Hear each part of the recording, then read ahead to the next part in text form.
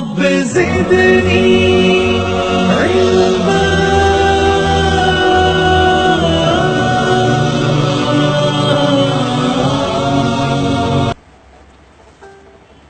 ایک ساتھی نے یہ سوال کیا تھا قرض اتارنے کا کوئی عمل بتائیں، قرض اتارنے کا کوئی عمل بتائیں. تو دیکھیں، پہلی بات تو یہ ہے کہ ہم سب کو یہ کرنا چاہیے اپنی زندگی میں جتنی بڑی چادر ہو اتنا ہی پیر پھیلانا چاہیے.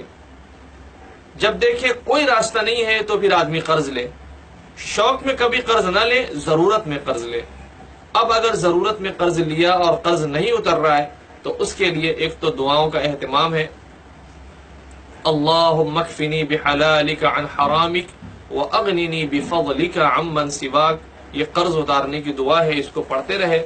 اور اس کو پڑھنے کے ساتھ ساتھ جو تدابیر ہو سکتی ہیں کہ اپنے پیسوں میں سے تھوڑے سے پیسے الگ الگ کرتے رہیں، جمع کرتے رہیں تاکہ قرض اتارنا آسان ہو جائے.